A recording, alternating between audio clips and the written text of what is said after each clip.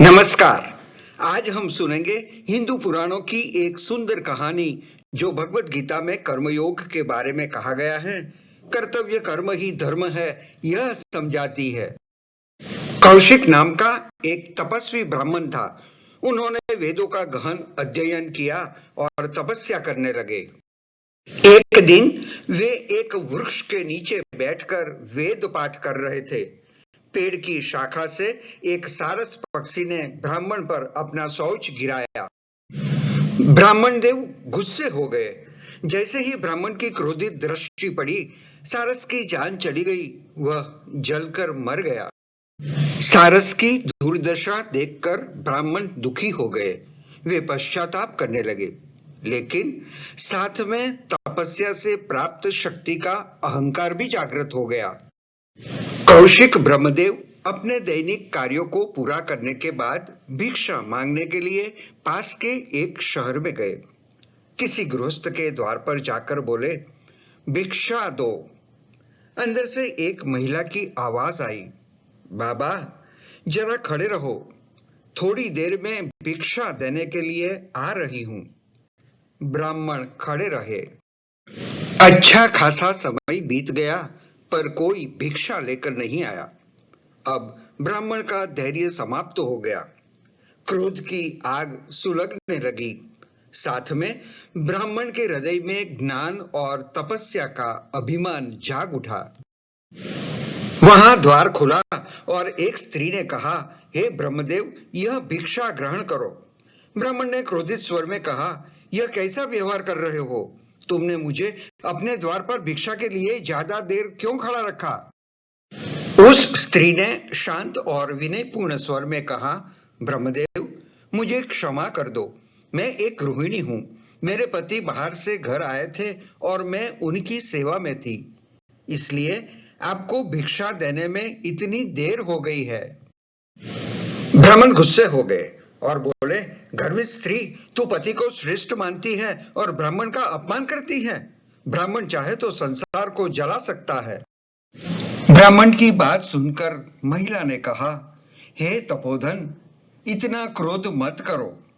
मैं सारस के समान नहीं हूं जो तुम्हारे क्रोध से भस्म हो जाऊंगी। तुम क्रोध करके मेरा कुछ नहीं बिगाड़ोगे। ब्राह्मण का क्रोध पिघल गया। वे बड़े आश्चर्य में पड़ गए। उन्होंने महिला से क्षमा मांगी और पूछा कि आपको सारस के जलने की बात कैसे पता चली? उस महिला ने कहा, हे ब्राह्मण जी, मैं एक साधारण गृहिणी हूं। मैंने कोई साधना तपस्या नहीं की है, वेदों का अध्ययन नहीं किया। मैं अपने पति की सच्चे मन से सेवा करती हूं, यही मेरा धर्म है। सभी देवताओं में मेरे पति मेरे लिए सबसे बड़े देवता है। हे ब्राह्मण जी, आप निसंदेह एक तपस्वी और एक विद्वान है, फिर भी आप धर्म के रहस्य को नहीं समझ पाए। यदि आप धर्म के रहस्य या सार को जानना चाहते हैं तो मिथिलापुरी में धर्म व्याध नाम का एक बुद्धिमान व्याध है, जाओ और उससे पूछो। ब्रह्मदेव भी शंका कुशंका लेकर मिथिलापुरी स्थित उनकी दुकान पर पहुंचे। यहां आकर देखा कि वह मांस बेच रहा है। वह एक तरफ खड़े हो गए।